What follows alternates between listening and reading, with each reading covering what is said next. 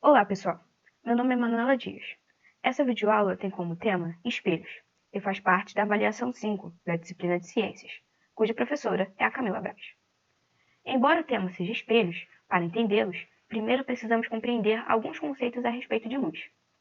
Quando a luz incide sobre uma superfície, ela pode ser refletida e refratada. A reflexão e a refração da luz são fenômenos ópticos relacionados com a forma como a luz se propaga, sendo a reflexão um fenômeno que ocorre no espelho. Aqui, nessa figura, observamos a representação desses dois fenômenos. A reflexão da luz, que é um fenômeno óptico em que uma onda eletromagnética visível incide em um determinado meio, retornando ao meio original no qual ela se propagava. Existem dois tipos de reflexão: reflexão regular, também conhecida como reflexão especular, e a reflexão irregular, também conhecida como reflexão difusa. A reflexão regular ocorre quando os raios de luz incidente e refletido obedecem às leis de reflexão da luz. A imagem à esquerda ajuda a entender como funciona a reflexão regular da luz. Nesse tipo de reflexão, o ângulo de incidência da luz é igual ao ângulo de reflexão, e esse ângulo é medido com a relação à direção normal plano de reflexão, como observado na figura abaixo. Podemos citar como exemplos espelho plano e a superfície de um lago.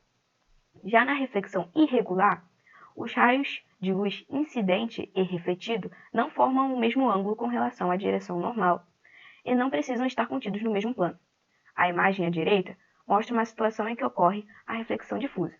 Como exemplos, temos a parede e a louça. As leis da reflexão da luz apontam quais são as condições necessárias para que ocorra a reflexão regular da luz. A primeira lei da reflexão afirma que os raios de luz incidente e refletido precisam formar o mesmo ângulo com a relação à direção normal, enquanto a segunda lei da reflexão da luz afirma que os raios de luz incidente e refletido precisam estar contidos no mesmo plano. O espelho é uma superfície lisa e muito polida, capaz de refletir a luz e as imagens de objetos e pessoas. Os espelhos podem ser mais do que apenas superfícies planas. Definimos três diferentes tipos de espelhos: espelho plano, espelho esférico côncavo e espelho esférico convexo. Contudo, aqui abordaremos apenas espelhos planos. Então, os espelhos refletem a luz sem perturbar a imagem recebida, efeito esse chamado de reflexão regular ou reflexão especular. Esse conceito levanta uma questão interessante.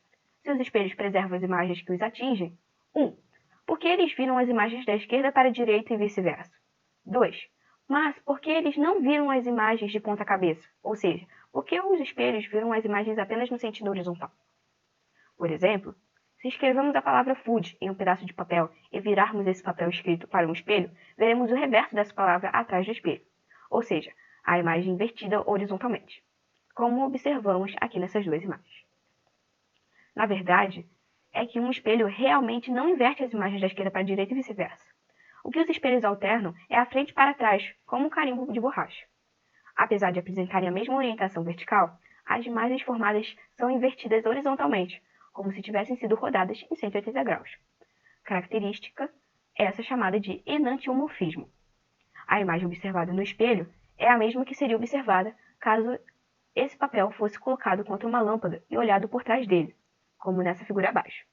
Ou seja, somos nós que colocamos a imagem no reverso em relação à nossa perspectiva, e o espelho apenas mostra essa perspectiva.